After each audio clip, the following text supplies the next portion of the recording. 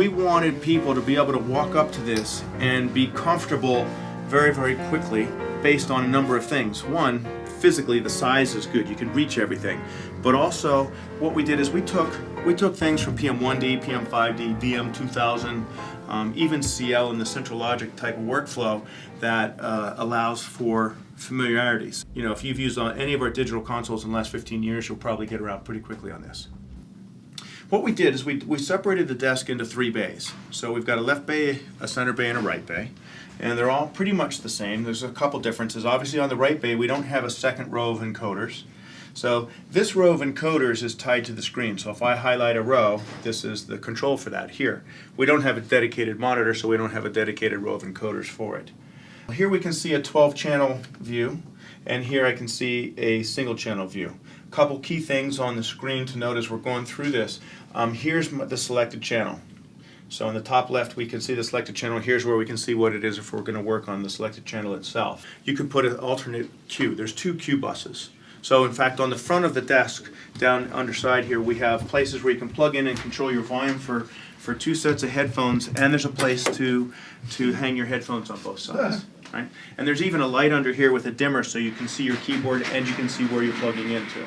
So if I want to go into sends on faders, let's say in the center bay here I have a sends on faders button, and it takes me to here. I can see my 72 mixed buses and my 36 matrices. You just select one, a touch the second time, and you're into Q mode.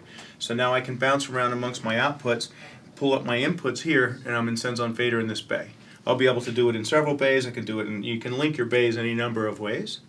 Or I could pull up my outputs here, and I could come and I could select here. I'm still in Q mode, but it's mix 28 now that I'm queuing, that kind of thing. So I could have inputs over here and sends on fader and just select my outputs there. So you can lay out your surface any number of ways. Just depends on how you want to work. So we never let you totally bury yourself. You can always get to everything in every bay. So, but this is how you change. So here's channels 1 to 72 with labeling here, and channel 73 through 144. So here are my 72 mix masters here. My matrices, I've got 36 matrix masters here. Here's my stereo bus, and for a monitor guide, here's Q and monitor. Home button will let me bookmark something. So maybe I want to get to this EQ. I can just press and hold, and that quickly I've created a bookmark that I can get back to very quickly. So if I need to get to that EQ, I can just touch it and I'm there. Here, if I see something, you know, jumping at it, you know, it's clipping, I can just jump to that layer. So in banks of 12, with the metering here, very quickly, you see something clipping, you can jump to it. So this is another way to get around very quickly where you can see everything on the board. So you don't have to go here. If you're working on the screen, you need to see something clipping over here, just go get it, and there's your bank. So what I've found in doing shows on this is it's really comfortable to drive because of the size. It's about the width of a PM5D, it's not too deep, and there's a lot of ways to operate it. But my favorite thing about this desk is how it sounds. It's much different than anything you've heard from Yamaha before. And it starts with the mic pre. There's all kinds of cool plugins and other things in here that help as well, but it starts at the front end. So this whole section is the head amp, and it's referred to as a hybrid mic pre. It's a new mic pre from Yamaha. It's a Yamaha mic pre, but at the tail end of it then we've got modeling of Rupert Neve transformer. And we have his signature there because we worked very closely with him, and after years of working, he's like, okay, yeah, now you've got it right. It wasn't just like a licensing thing, right? So you can, every channel, you can turn on the modeling of the transformer and make this desk sound like a Neve console. Done. This is a game changer. We also added or included his texture and silk. It's silk, right?